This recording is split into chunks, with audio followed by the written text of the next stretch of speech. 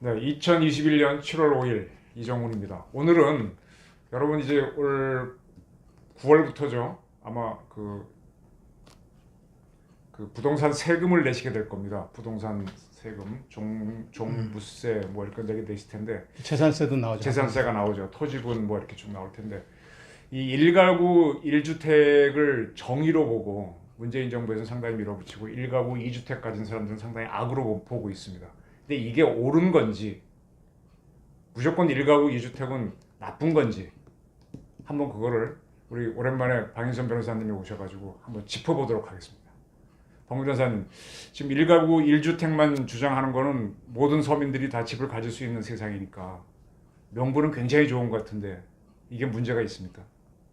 예, 세상의 모든 일이라는 게 막연히 대충 상상하는 거하고 네, 강론에 들어가서 인간들의 삶이 굉장히 복잡하다하잖아요. 그렇죠. 천태만상이고 그렇죠. 그걸 대충 추상적으로 그려놓으면 그럴듯한데 구체적으로 강론에 대입을 하면 네. 수많은 변수가 생겨요. 음흠. 그것 때문에 수많은 선의의 피해자가 생기고 희생양이 터지는 거죠. 음흠. 그거를 생각을 하면서 정책은 굉장히 정교하게 다듬어야 되는데 앞서 말한 추상적인 그림만 툭 던져놓고 네. 이게 정의다라고 이데올로기로 확 밀어붙이면 그게 전형적인 그 엉터리 탁상 행정이고 심하게 말하면 그 가능성을 알면서도 그냥 한다는 거는 상당히 전체주의요 획일적인 위험한 발상이라는 거죠. 몰라서 그랬으면 실수고 근데 실수를 하는 사람들은 자꾸 고치려고 하거든요. 네. 아, 그럴 수가 있겠구나 하면서 듣는데 그래서 그럼 좀 고치겠다면 다음부터는 조심스럽게 하는데 요새 나오는 현 정부나 지금 일부 사람들이 하는 얘기는 실수는 아닌 것 같아요. 아하, 수많은 사람이 얘기를 해도 음. 필요 없다. 음흠. 나는 모르겠다. 듣기 싫다. 이게 정의당을 밀어붙이면 그거는 거의 제가 볼 때는 그 전체주의고 획일주의예요. 아, 그렇군요. 예, 문제를 알고 싶지 않다는 거니까 세상에 복잡 다단한 수많은 변수를 감안해서 선의의 희생 피해자가 없어야 되잖아요. 네. 난 그런 건 모른다. 피해를 보든 말든 이거 좀 나쁘게 말하면 어떤 사람이 전쟁을 할 때 민간인 피해는 없어야 되지 않냐 하면서 굉장히 선량한 민간인 피해는 안 보도록 작전을 조심해서 해야 되는데 네. 그거 하다 보면 언제 하니? 그냥 전쟁하면 사람 죽는 거야 원래. 이러면서 폭탄을 터뜨리면 수많은 사람이 죽어도 어떡하겠니? 전쟁은 대의야. 원래 희생을 요구하는 거야. 이렇게 하는 사람들이 그게 과연 그게 굉장히 그 반인도주의고 위험한 굉장히 악성 그 이념주의자라는 겁니다. 그럼 1가구 1주택이 그럴 수 있다는. 그럴 수 있죠. 네. 그 그럼 우리가 네. 실제로 생각을 해보면 수많은 사례가 생겨요. 네. 그렇지 않습니까? 어떤 사례가 있습니까? 예컨대 1가구 1주택이라는 게 또 혹시라도 나쁜 것만 자꾸 생각해서 막았는데 네. 원래 뭐 한 집에서 하나 갖는다 생각하면 쉬워요. 근데 특이한 경우가 아니더라도 네. 부부지간에 수많은 사람이 사실은 요새 그런 얘기 많이 나오잖아요. 부부지간에 결혼하는 사람 있죠. 나이 먹고 아유 우리 이제 집에서 좀 서로 떨어져 살자. 별거가 아니라 별집처럼. 그리고 별거 하는 사람도 있잖아요. 네. 그죠? 뭔가 지금 갑방 쓰는 게 아니라 국민들 별거 안 쓰고. 사이에 수많은 사람들이 지금 여론화돼서 나오잖아요. 네. 실제로는 네. 무늬만 부부, 파티 부부. 네. 네. 그러면 서로 부대끼기 힘드니까 사는데 그러면 나가서 하면 꼭 세를 살아야 됩니까? 형편도 있는데 그럼 나도 하나 구해서 살게 하고 살았는데 이게 무슨 우리가 아까 말한 대로 막연히 상상하던 한 사람이 하시다 투기자하거나 투기한 겁니까? 투기는 아니죠. 아니 따로 살고 싶어서 사는데 왜 꼭 세를 살아야 돼요? 형편 있는 사람은 그래 당신이 이거 살고 나는 하나 좀 적당한 곳에 살을래. 이게 과연 우리가 말하는 1가구 2주택입니까? 그런 단순한 것도 부동산 생겨요. 투기는 아니죠. 아니잖아요. 두 사람이 뭔가 사정에 의해서 나뉘어 살 수밖에 없고 근데 세 들고 좁은 데 사는 것보다 원래 어느 정도 형편이 되는 사람은 자기 형편에 맞춰서 오케이. 나는 좀 괜찮은 집에 살겠다. 네. 그걸 욕할 수도 없잖아요. 근데 또 한 가지 또 하나 경우는 네. 수많은 사람들이 보는데 우리나라 사람들이 대부분 미국처럼 각 주에서 자기 집에 평생 사는 게 아니잖아요. 이 사람 대부분 상경을 했잖아요. 그렇죠. 상경. 서울 사람도 서울 사람의 7, 80% 이상은 서울 원래 토백에는 10%도 안 된다잖아요. 아유, 그럼요. 전국에 가서 왔는데 그럼요. 이 사람들이 학교 다닐 때 유학 왔다가 시골에서 다 공부 좀 하고 뭐 직장 구하고 일하다 보면 다 올라왔잖아요. 옛날에 네. 뭐 70년대 뭐 공단에 상경한 여직공들도 있고. 여공. 그럼 그 사람들이 서울 자리 잡다가 음. 어떻게 고생해서 내 집 마련을 했어요. 음. 그런 사람들이. 근데 나중에 세월이 지나니까 시골에 연로한 부모님이 계시거나 아버님이나 어머님이 마지막까지 살고 계시다가 돌아가셨어요. 네. 그럴 경우에 대개 누군가가 물려받잖아요. 네. 그럼 그건 물려받아서 2주택 됐잖아요. 아, 그런 경우는 지금 보도가 많이 됐었죠. 엄청 많잖아요. 네. 이 사람들이 아까 첫머리에 한 집에 하나만 있으면 되는데 두 개가 왜 필요하냐. 아. 하는 거하고 같습니까? 차원이 전혀 다른데. 투기가 아니죠. 그런데 그럼 그렇게 되면 이건 문제겠구나. 이런 걸 우리가 상세히 조사를 하고 전문가하고 스타디를 해서 그런 문제가 없도록 하겠다는 말을 하는 적을 이 정권이나 과거 정권은 의원이 들어봤습니까? 뭐라고 하면 애들 말로 속된 말로 시끄럽다, 닥치고 뭐 이렇게 나오잖아요. 이거는 굉장히 나쁜 태도고 정책을 악의적으로 수입하는 거죠. 그 1가구 1주택을 실제로 적용했던 나라가 있습니다. 예, 그리고 더구나 나도 우연히 그걸 봤는데요. 네. 이 이념적인 이상에 완전히 매몰돼 가지고 전 국민은 1가구 1주택으로 살면 된다. 그러니까 세든 사람이 없고 다 온 국민이 하나씩 집을 가지면 된다. 라고 하는 그 모토를 내걸고 실제로 실천한 나라가 있었다는 거예요. 어디입니까? 전문가가 어디서 기고한 걸 우연히 봤는데 네. 과거에 사회주의 정권에서 루마니아에서 했다는 겁니다. 루마니아. 사회주의 국가니까 거기도 강력한 통치를 했으니까 그 차우세스크 정권 예, 때문에. 가능했겠지요. 그러니까 어차피 거기도 철권 통치를 하잖아요. 네, 그렇죠. 그럼 국가에서 강요하면 되는 거예요. 그래서 전 국민을 상대로 1가구 한 집에 하나를 가지고 살아라. 그래가지고 그러면 뭐 집 없는 서름도 없고 아까 말씀드린 대로 추상적인 슬로건은 멋있잖아요. 멋있죠. 온 국민이 한 집을 다 가지고 있고 그렇죠. 남의 세 사는 사람 없고 없고. 뭐 남한테 아쉬운 거 할 거 없고 멋있어 보이잖아요. 네. 그런데 그거를 시행한 결과 어떻게 됐겠습니까? 어떻게 그 이상 나원이 됐습니까? 지옥이 됐다는 거예요. 지옥이. 어떤 왜 아수라장이. 왜? 한번 생각을 해보세요. 전 국민이 다 우리나라도 마찬가지입니다. 이렇게 상상을 한번 자세히 해보세요. 온 국민이 지금 우리나라 세대 수가 뭐 한 적을 거 아닙니까? 뭐 최소한 제가 보기엔 한 2천만 세대. 2천만 세대쯤 됩니다. 네. 다 한 집씩 갖고 있다고 칩시다. 네. 그러면 그 사람들이 그 집에서 가만히 움직이지 않고 사나요? 농촌 사회라면 모르지만 사람들이 네. 이게 뭐 나무입니까? 그대로 삽니까? 나무도 그렇죠. 그렇잖아요. 동물이죠. 사람들은 네. 끊임없이 환경과 생활이 바뀌잖아요. 거주가 이전의 자유가 아니, 있죠. 애들 학교 때문에 이사를 가야 되고 그렇죠. 직장이 공무원들은 전근을 가야 되고 기업인들도 어디론가 계속 발령을 받잖아요. 그러네요. 주기적으로. 그러네요. 그리고 심지어는 해외로 지사로 나가잖아요. 그 이동을 위해서 여관이란 그럼 해외로 지사로 나가는 사람들 며칠은 숙소에서 지내겠죠. 그렇지, 근데 그렇지. 저도 다녀봤지만 공무원들이 뭐 한 2년 단위로 움직이잖아요. 이사를 가잖아요. 그럼 가죠. 원래 내 집을 갖고 있다고 칩시다. 그럼 집을 들고 이사 갑니까? 내주잖아요.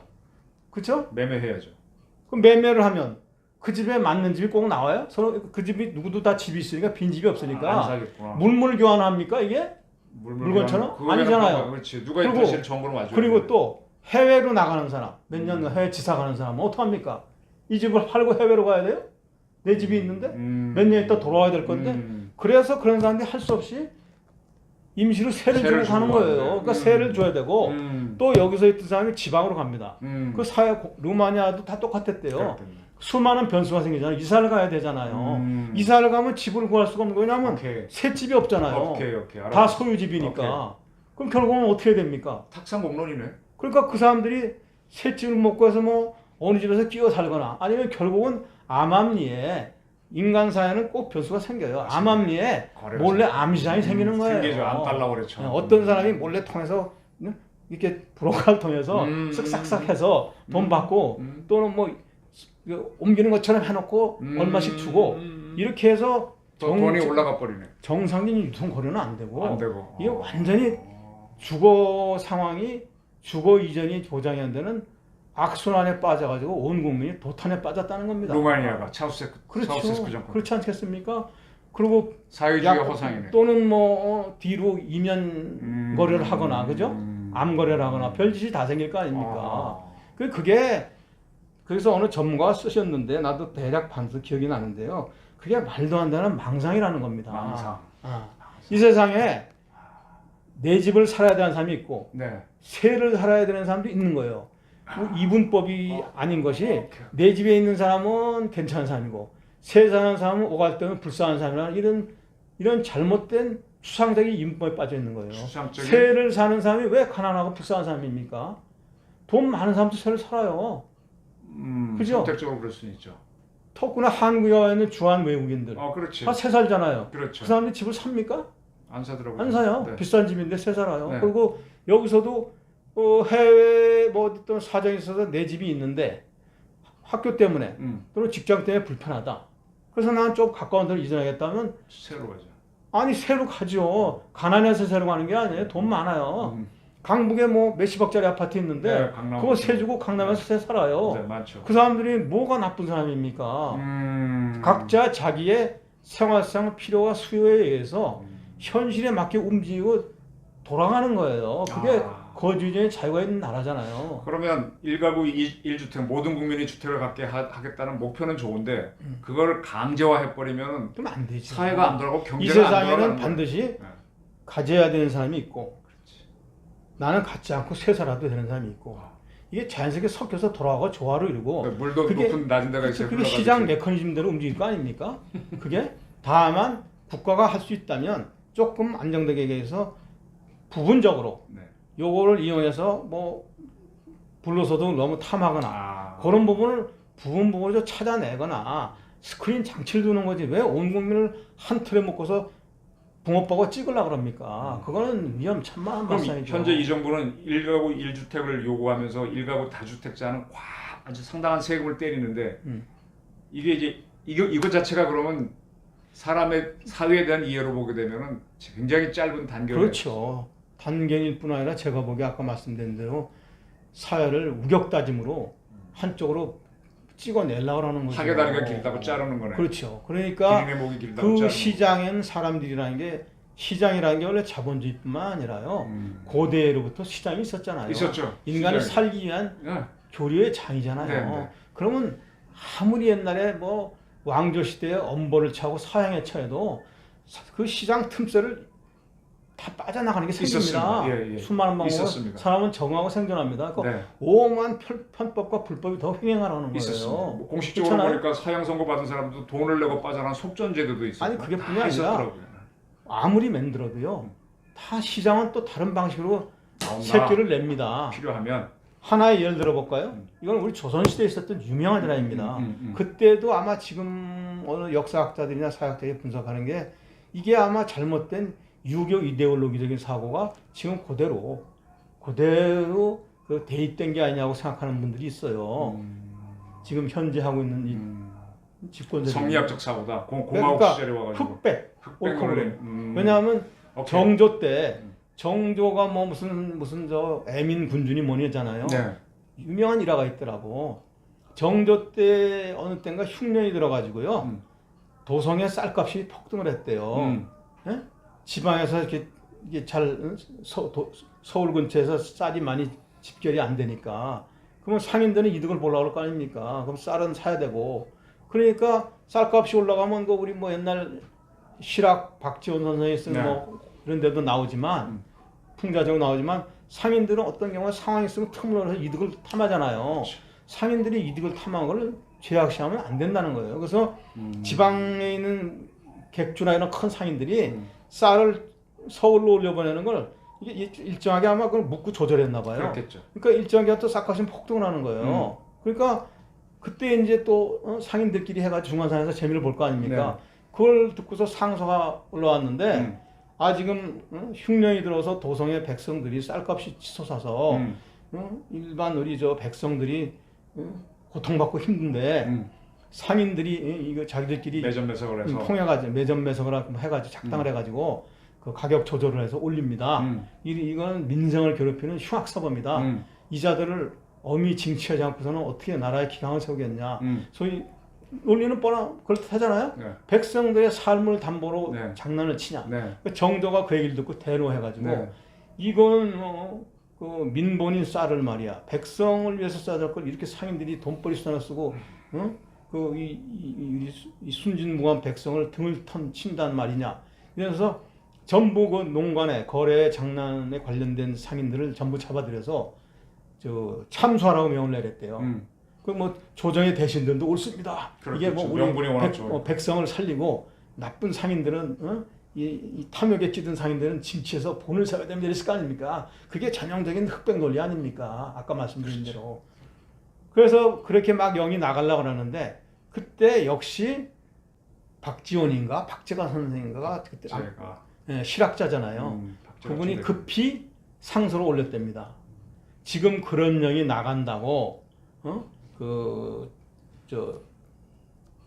조정회의에서 결정해서 아는데 그거 매우 위험하고 잘못된 발상이니 당장 재검토하시고 멈춰주기 바랍니다 하고 긴급 상소를 올렸대요. 그 취지가 뭐냐? 이게 쌀값이 오르고 내리는 것은 수급 상황, 작황에 따라서 왔다 갔다 하는 게 자연의 이치다. 작황이 크죠. 예, 그리고 그걸 갖다가 비싸게 받는다고 상인들은 이득을 탐하니까 비싸게 받는 거고 비싸게 하다 죽여버리면 쌀 거래를 아주 아무도 안 해갖고 아마 도성의 백성들은 굶어 죽을 겁니다. 지금 비싸다고 아우성을 치지만 이게 비쌀수록 결국은 상인들 중에 들어가지. 이득을 보기 위해서 물건을 넣는 사람이 생깁니다. 그러면 값이 떨어집니다. 그렇죠. 이게 이 상태에 조금만 이게 왔다 갔다 하는 걸 견디면 곧 전국의 쌀이 이득을 보기 위해서 묶어놨던 쌀들이 서울로 다 속속 들어옵니다. 인비저블 핸드를 얘기한다. 그러면 값이 자전에서 내려가서 안정이 됩니다. 이런 걸 생각하지 못하고 어떻게 이렇게 눈앞에 보이는 근시안적으로 내 싸움을 잡아서 본보기를 쳐야 한다고 합니까? 이것은 제대로 된 정책이 아닙니다. 그럼 쉽게 설명할 수 있겠네. 일가구 1주택이라고 그러면 한양 도성에 많이 사는 사람들은 그 많은 사람들이 자기 먹을 논을 다 갖고 있으면 되네요. 근데 도성에는 그런 논이 없잖아요. 그렇죠. 지방에는 논이 많고 그래서 거래가 어쨌든 일어나는데 이걸 차단하거나 똑같은 그렇게 거예요. 해서 우리가 논리 함정에 빠지기 쉬운데 논리 함정. 그렇죠. 추상론. 추상론이 이게 이데올로기입니다. 항상. 이데올로기. 그래서 그 얘기를 듣고 정조가 딱 그 상소를 읽자마자 이거 정말 옳은 말이다. 정조는 머리가 좋네요. 정조는 바로 이해를 하고 이건 잘못된 영이니까 저 중론은 철회하겠다고 즉시 철회했고 몇 달 지나서 쌀값이 안정됐다는 겁니다. 정조는 그 정도 됐는데 지금은 지금 이 사람들은 지금부터 무려 300 몇십 년 전에 정조만도 못한 거 아닙니까? 황당한 거 아닙니까? 그러니까 정조 같은 그 봉건 시대의 군주도 처음에 몰랐다가 누가 탁 지적해 주니까 들어보니까 맞겠다 하고 수정하잖아요. 네네네. 근데 이 사람들은 뭡니까 지금? 알겠습니다. 21세기 현대 사람들이 황당하잖아요. 알겠습니다. 네. 어떻습니까? 지금 이제 더 깊이 안 들어가도 금방 알아차셨을 것 같은데 일가구 1주택 이런 게 문제입니다. 시장이 뭔지 모르고 이념에 의해서 들어가게 되면 사회가 경직되고 경제가 엉망이 돼 가는 거를 지금 여러분은 보고 계실 겁니다. 그래서 하나만 덧붙이면은 이렇게 무리하게 해서 사람들이 집을 포기하고 버리냐 아니잖아요.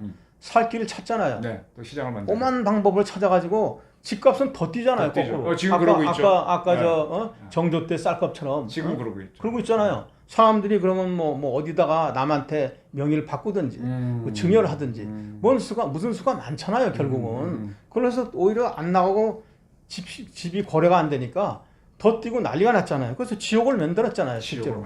그죠?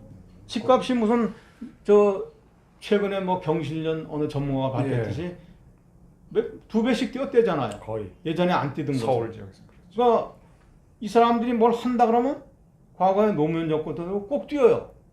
이게 한 번 해봤으면 이런 우를 범하지 말아야 되는데 왜 자꾸 하냐? 이건 제가 보기에 실수도 아닌 것 같아요. 실수가 거의 악의적으로 일부러 한다. 사람들을 괴롭히고 이 편가르기를 시키려고 작정을 하는 편가르기가.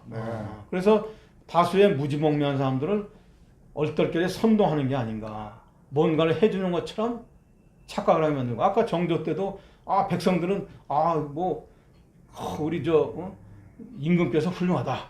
우리 불쌍한 백성을 해서 상인을 혼내주는 거 이런 느낌을 주는 거 아닙니까? 실제로는 현실에는 나오지도 않으면서 효과가. 알겠습니다. 네, 오늘은 저희 방희성 변호사님을 오랜만에 모시고 1가구 1주택이라고 하는 그 허울뿐인 경제정책의 껍데기를 벗겨봤습니다. 감사합니다. 감사합니다.